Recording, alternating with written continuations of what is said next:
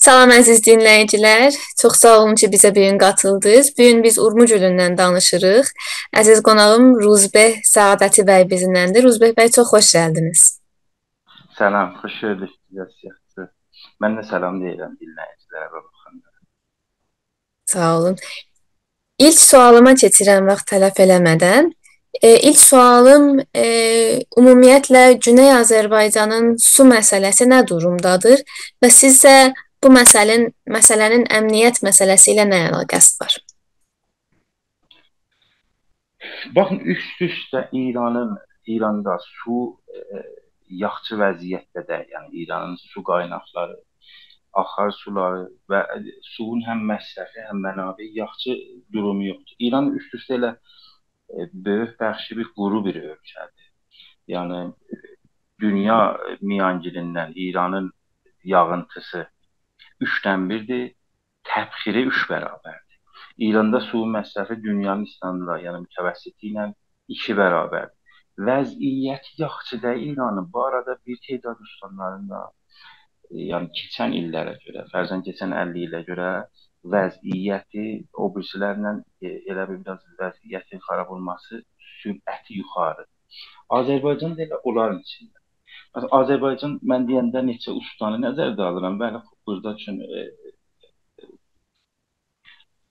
xatiblərin hamısı dəqiq bilsinlər, ustanların adlarını deyəcəyəm, yəni köylüyünə işarə eləməyəcəm. Öz amarlarını, yəni İranın məhsullarını ya su məhsullarını ya mühit məhsullarının amarlarına görə fərzən Qərbi Azərbaycanın su vəziyyəti çox xarabdır. Mən bir tədadını bildirim, yəni bildirin 6 ayına bir amarlar vermişlər, yaddaşda eləmişdim. 30 ila 40%, yəni %30-40 yer üzünün suları, yəni axar suları azalıbdır Qərbi Azərbaycan. Urmu gölünün vəziyyətini bilirik bu günləri. Bildirir, amma yəni o 1401-in mehrindən İsfəndinəcən Urmu gölünün həcmi 7-dən 1, 8-dən 1-ə yetişmişdir. Yəni vüsəti, gölün vüsəti, yəni yerlərdəki su var. Və indi də durum ondan da xarabdır və o cür ki, araşdırmalar göstərir, deyirlər ki, yayın axırıncın kökündən quruyacaqdır. Yəni, bir mərhələ yetişdir ki, qayıtmayacaq. O birisi ustanlarda, yəni Şimali Qərbin, Azərbaycanın o birisi ustanlarda elə bu vəziyyətdədir. Ərdəbilin su vəziyyəti, Zəncanın, Şərqi Azərbaycanın həmən bazədə, yəni 1401-in mehrindən İsfəndinəcən nə qədər ki, Şərqi Azərbaycan sərflər vardır. Mütəvəssit, yəni %37-si su, qalanı boşdur. Yəni %63-ü içində su yoxdur, həcmi. Yəni sədlərin məxzənləri boşalmışdır. Miyancin 8-9% azalmışdır keçən illərə görə. Vəziyyət yaxşı deyil. Zirsaxtların da vəziyyət yaxşı deyil. Yenə məhsulların amarlarının dediyinə görə. Ərdəbilin məsrəfi su, yəni o şey ki, mərdum işlədir. Əkin suyu yox, içmək suyu, şorb suyu. Belə ki, məsrəfi vardı, onun 40%-i şəbəkənin özündən dərəcədir. Yəni şəbəkə fərsudədir, köhnədir. Yeni texnologilər gəlməyib, yeni sistemlər qoyulmayıb, dəyişilməyib. %40-ı o şəbəkədə hədərdir. Və əkin vəziyyəti də ki, müşəxxəsdir. Məsələn, Ərdəbildə %90 suyun məsrəfi əkinə gedir. Vəziyyət yaxşı deyil İranın bütünlüyündə və Azərbaycanda onun içində vəziyyəti o birisilərdən elə qalan deyil və bəzi yerlərdə çoxdur. Qərbi Azərbaycanda amarlar ki, deyirlər, özlərinin bir şaxisləri vardır da, bu su əsasda. 1000 metri mükəəb, yəni səranədir hər adamın payı. Ondan aşağı düşəndə yəni toğu buhrani lüğətini işlədirlər ona. Qərbi Azərbaycan o vəziyyətə yetişir. Məsulların dediyinə görə. Və yenə də bunların amarları çox da güvənməli deyil. Yəni amarlardan da daha pisdir. Bu neçə ustan belədir və ayrı şəhər, ayrı ustan, xas bir məhdud ustanlar keçən il mesela yağış ya qarolarda çoxalıbdır və Şimali Qərb hamısından vəziyyəti pis izleniyorlar. Məxsusən yağın Ərdəbildə və Qərbi Azərbaycanda aşağı. Bir də bu məsələnin əmniyyət məsələsi ilə nə əlaqəsi var? Baxın, çox şöyle dünyanın hər yerində əmniyyət məsələsi də yəni azaldıqca bir dənə böyük ictimai siyasi faciələr yarada bilər. Bunda birbaşa e, qəza məsələsidir, əkin məsələsidir. Əmniyyət qəzanın əsli unsuru sudur da. Su olmasa təbiətdən əkin yoxdur və təbiətdən damdarlıq yoxdur, bağbanlıq yoxdur və bunların hamısı ictimai məsələ yarada bilər. Su olmasa mühacirət artar. Yəni, İranın böyük həcm mühacirətləri keçən illərdə su ilə ilgili. Mühacirətlərin əslən məhsili müşəxxəsdir ki, bu mühacirətlərin nədəni, illətini göstərir. Təqribən demək olar ki, son illərdə mühacirətin olğusu, yəni olğu mühacirət var. Adamların əksəriyyəti hara köçürlər İranda? O quruluqla və su nəqşəsi ilə üst-üstə düşür. Yəni İranın mühacirəti mərkəzə, Tehrana, Şimala, Gilan və Mazəndəranadır və o yerlərdə ki, su böhranı var və su böhranından yaranan işsizlik məsələsi var. O göstərir ki, sudur. Yəni əsli amil mühacirətdə keçən illərdə sudur. İşsizliyin birbaşı da elə sudur. Hamısı demək olmaz da birbaşı sudur. Çox ictimai məsələlər yarada bilər. Bu da təbiətən əmniyyətlə müstəqim rabitəsi vardır. Və amarlar da elə onu göstərir. İranın öz məclisin, İran parlamentinin mərkəzi tərcih işlərinin son verdiyi, yəni keçən aylarda verdiyi amara görə ildə 1 milyon İranın içində mühacirət var. Yəni 1 milyon nəfər öz şəhərindən, kəndindən gedir bir ayrı yerə. Bunun fərqli məqsədləri var. Yəni fərzən 1365-dən 75-ə mühacirətlərin hüdudən 60-65% ustanın içindeydi. Fərzən biri Əhərdən köçürdü Təbrizə, Muğandan köçürdü Ərdəbilə. Və keçən illərdə bu mühacirət elə həmən yəni hüdudən 50-55% ustandan eşiyə, yəni ustan arasıdır. Biri Şərqi Azərbaycandan fərzən köçür Tehrana, Xuzistandan köçür İsfahana. 1 milyon rəqəm çox yuxarıdır və bəlkə dünyada yuxarı rəqəmlərdən. Bir sıra məmləkətlərdə köçmək, yəni mühacirətin illəti cəng idi, bilmirəm, savaşdır ya bu cür bir fəlakətlərdir. Bəli, İranda bu olğu göstərir ki, əsli məsələ iqlimdir da, iqlim birbaşa sudur, birbaşa bu rizgərlərdir, havadır. Bunların hamısı əsər qoyur və işsizlik filanlar da onların dibində. Mən bu Çox amara qayıdıram. Mərkəzi pəjühişin amarına qayıdıram siyasət. Çünki içində çox etina eləməli nöqtələr var. əlbəttə, əlbəttə qayıdarıq 100% ona. Siz köçməkdən bəhs elədiniz. Son zamanlarda bu iqlim çökmənliyi adlanan şeyin bəzi ölkələrdəki su böhranı var. Daha çox görürük ki, millətin suyun böhranından görə bir yerdən ayrı bir yerinə köçmək zorunda qalırlar, fərqli-fərqli dediyiniz nədənlərdən ötürü. Sizcə Urmu gölünün qurumağı bu bizdə iqlim çökmənliyinə təsir edəcək?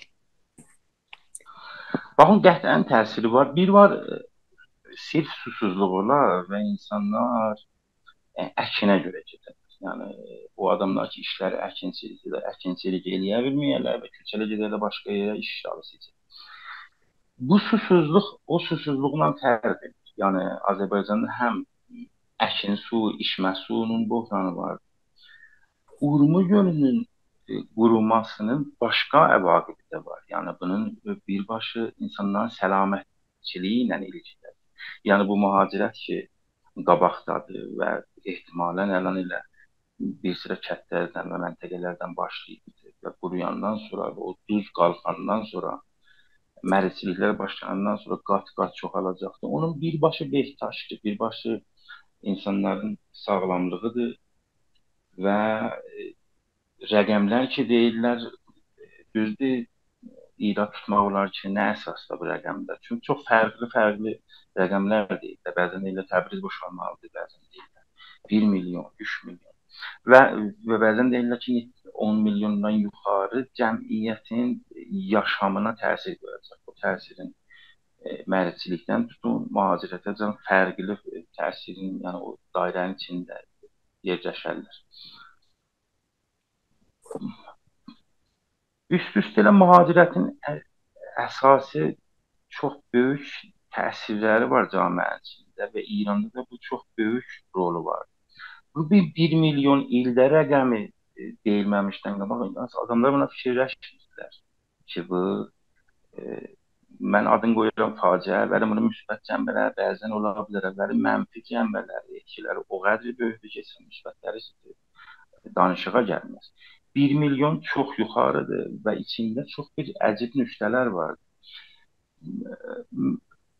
Əsli məqsəd mühacirəti, yəni İranın bütünlüyündəyək ki, göl qurusu Azərbaycanda qətiyyən elə bu məqsədlə Azərbaycanlılar da həmən məqsəd.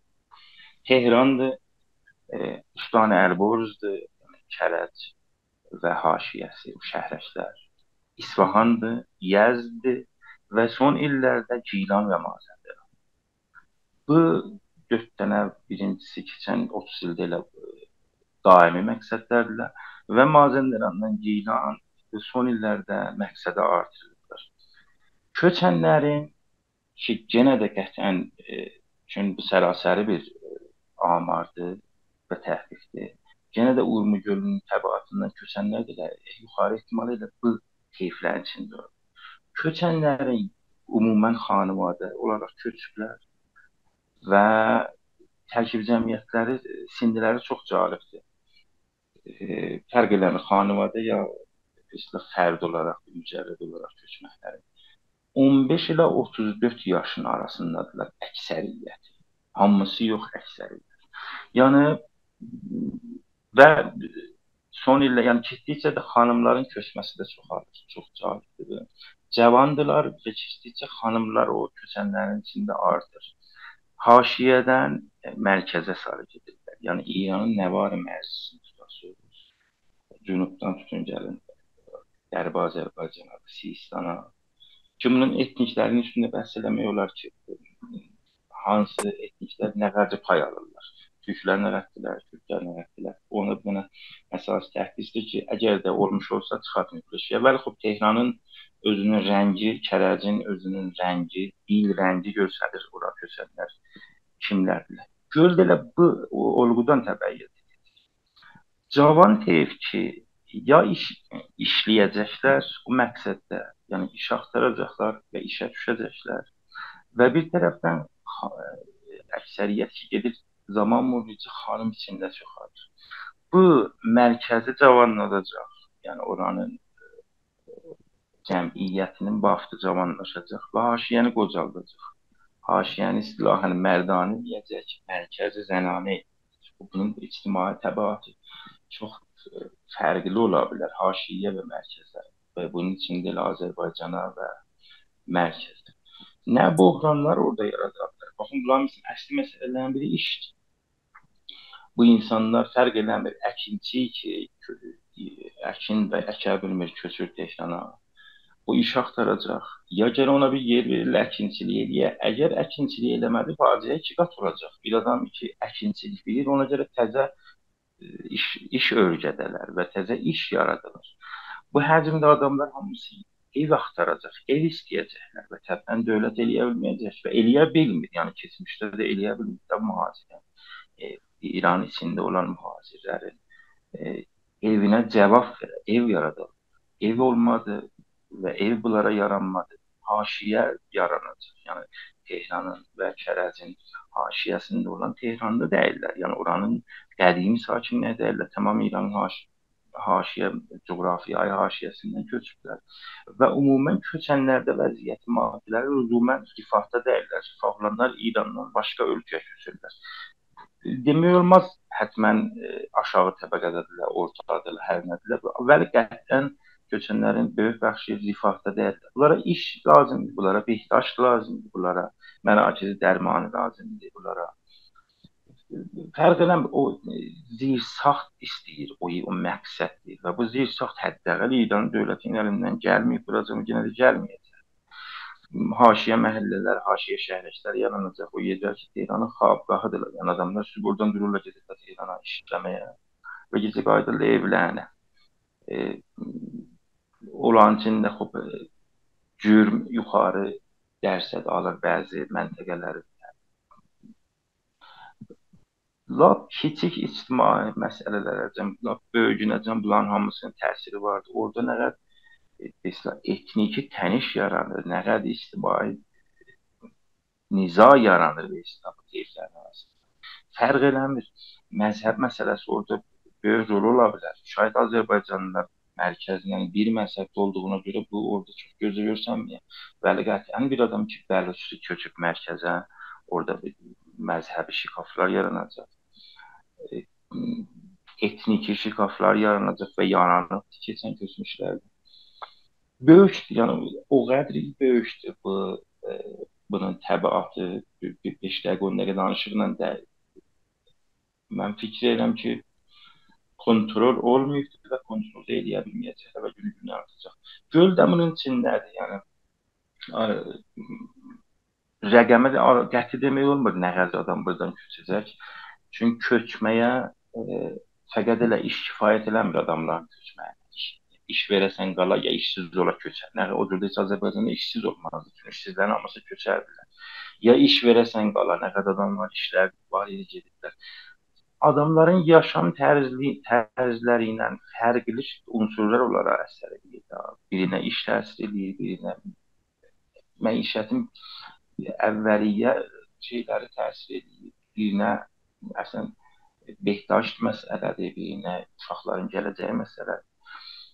Mən bu rəqəmlərə güvənmirəm doğrusu. Bəlkə bundan qat-qat yekədir, bəlkə kiçikdir. Bəli, təbaatın üstündə danışmaq olar və təbaatı çox böyükdür. Çox sağ olun.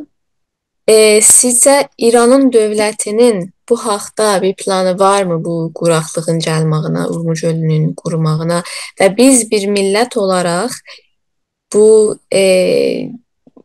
bu faciənin qabağını necə ala bilərik?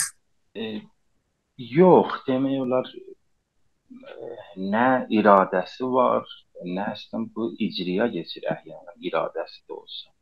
İran dövlətinin planı yoxdur. Əgər plan da vardı, kağız üstündədir və heç zaman İranda bu planlar olmuş olsa da icra olmur. Yəni, icra olsa da bitmir, yəni qutarmır, yerinə yetişmir. Yoxdur İranda və əslən İranda plan olsa, İran dövlətində plan olsaydı, niyə bu nöqtəyə biz bu günləri yetişirdik? İran sistemi nakaramətdir və nakaramət sistem heç bir iş əlindən gəlməz. İran sistemi həm təxəssüsdən qaçır, müdirlərinin səthindən bəllidir ki, nə vəziyyətdədir və projelər ki, icra eləyib əhlyanən qutarıqda onların durumu gözümüzün qabağındadır da nə vəziyyətdə yetişibdir. Yox, İran dövlətində plan yoxdur və əhlyanən plan olmuş olsa da bu sistemdə o qədər nakaramətdir ki, onu yerinə yetirə bilməyəcək. Hətta özündə iradə olsa, hətta bunu istəsə başlayar, ictimai məşruiyyəti də yox. Yəni, bir işlər İranda vardır. Hər ölkədə vardır ki, buna toplumun qatılmağı lazım. Yəni, dövlətin o həddə görə məşruiyyəti olar ki, toplum bundan həmkarlıq eləyər, qarışa bir işə və işində bir ucundan o yapışar. Bəli, İranda elə də, İran dövləti keçən illərdə elə yerə yetirib ki, öz nilularından da yəni tökülüb. Və onlar da hələ bu dövlətə güvənmirlər. Məşruiyyət dəqiqən bu mənada ki, qata bilməz toplumu bu əhyana planı olmuş olsa. Əslən, bu sistemlərin mahiyyətləri budur. Bu sistemlər 50 il bundan sonra görməzdir. Bu sistemlər buhranı müsəkkin olaraq əgər keçərlər bir şeylə onu rədd eləyərlər, ya başqa buhranla, ya da müsəkkinlə. Və ayrı buhran gəldikcə ki, özünü rədd eləyərlər. Günü günə satarlar. Və uzun müddət heç bir işə plan töhməzlər. Çox bunu bəlkə bir gəlişmiş ölkədə bu demokrat dövlətlər iktidarı olsaydı, çox da çətinlərdi İranın su vəziyyətinin dadələri ilə, detaları ilə təhlil edələr və fərqli siyasətlər düşələr. Bu fərqli siyasətlər əkinin olgusunun dəyişməsindən tutun, sədləri harda, nə zaman, hansını gərə vuraq, hansını vurmayaq, bunların hamısı bu elmdir da, dünyada başqa ölkələr icra ediblər ki, bu vəziyyətə düşməyiblər, bu bohrana gəlməyiblər. Amma bu sistemlər, yəni İran mahiyyətli, İran dövləti mahiyyətli olan sistemlər qatılmazlar buna. Bunların nəzərindən əslən məsələ adında bir şey zahirən bunlar məsələ qəbul eləmirlər bu sulu. Baxın, bir dənə məsələ var, bu mühitizist fəalları, bir məsələ var, mühitizist fəalları və onlar ki, su ərsəsində hətta ya əkin və qəza ərsəsində və mühitizistlə onun irtibatında çalışırlar. Budur ki, lazım deyil hər nəyi özün toğru edəsən.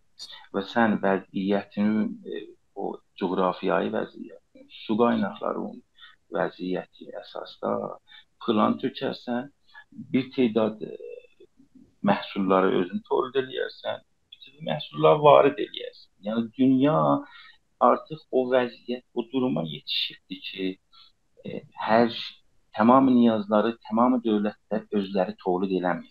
Bir bəxş niyazlar varid olar, bir bəxş niyazlar özün əkərsən. Yəni bu sistemlər belə deyil. Bu sistemlərin, yəni o dəqiq desəm budur ki, bunlar xodkəfayi dedikləri bir şey. Yəni budur ki, başqa ölkələrlə irtibatların qıralar. Yəni məruf cümlə vardır ki, deyirlər ki, bunlar bu sistemlər, bu mahiyyətdə olan sistemlər qəzai əmniyyəti xodkəfaiyə tərcümə edirlər. Bunlardan qəzai əmniyyətdən danışsan, su əmniyyətindən danışsan, xodkəfai düşünürlər. Sanki hər nəyə görə özləri əkərlər və özləri biçərlər və başqa ölkələrlə mürabiətdən kəsərlər. Çünki başqa ölkələrin düşmən tərif edirlər. İran öz sisteminin içindən bəzən buna etiraz olurlar. Bəzi məsullar ki, çox da rədələr yuxarı dəyərli bu hozada çalışanlar deyir ki, əslən bir də məsulları İrandan başqa yerdə bir sifariş verib əkə bilir. Və çox da təkid edir ki, Azərbaycana, Ermənistana, yəni Fəras sərzəmini əkinçi var, təkid edirlər ki, biz o məhsullar ki, buranın Azərbaycanında əkirik, o yanda əkdirə bildik və ala bildik və lüzumu yoxdur hamısını. Amma bu sistem özü də, bu sistem üçün bunun zəvidir, başqa ölkələrlə qırıqdır, istiqlaldan və əmniyyət qəzaidən algısı budur. O kəfaidir, o şey ki, tamam məhsulları özü əkə, hətta o qiymətə ki, su qaynaqları bitər. Sualın ikinci bölümündə biz bir millət olaraq nə elə bildik? Təəssüflə, indi buna heç ümid bağlamaq olmaz. Bunu mən tamam acılığı ilə deyəcəm. Çünki millət fərq eləmir bizim millət ya başqa millətlər İran içində. Toplum, İranında olan toplum artıq heç nə əlində yoxdur. Yəni bu toplumun tamamı silahları əlindən alır. Silahlar ki, gəlişmiş ölkələrdə toplumun əlindədir. Olsun rəsanəsi, olsun ruznaməsi, olsun mədəni camiəsi, hamısı sərf olub burada. Fərqli mahnılarla bunlar həsb olublar. Və toplum bunlarsız bir istəkdə olsa gözə gəlməz. Yəni toplumun istəkləri bunların kanalının içindən rədd olar. Bəlkə bizim toplum, bizim millət çox şeylər istəyir və qətlən istəyi var, fərd olaraq və bir keyflər, cəmlər olaraq. Bəli, bunları bir münsəcim vəziyyətə yetirməyə camiənin içində bir tədad unsurlar lazımdır, bir tədad kanallar lazımdır. O kanalları hakimiyyət alıbdır toplumdan və əlindən alıbdır. Nəzərə gəlir ki, münsəcim olaraq bir hədəfə görə addım atmaq burada çox çətindir. Ümid bağlamaq olar bir tədad siyasi ictimai cərəyanlara sirf etiraz olaraq qabağa gedirlər. Amma nə həddə fişar gətirə biləcəklər bu sistemi qırıb da hər şeydən və sən məşruiyyətini zahirən cəmiyyətdən almış. Bu təxmin eləmək olmaz. Yəni çox da ümid bağlamaq olmaz. Çox sağ olun Ruzbeh bəy. Çox dəyərli bilgilər paylaşdınız bu gün bizimlə. Çox vaxtınızı ayırdınız. Son olaraq eklemek istədiyiniz bir şey var mı? Yox, sağ olasınız. Çox var olun, vaxtı verdiniz mənə. Sağ olasınız əziz dinləyicilər. Siz də çox sağ olun. Bugünkü müsahibəmizi burada qurtarırıq. Sağ olun.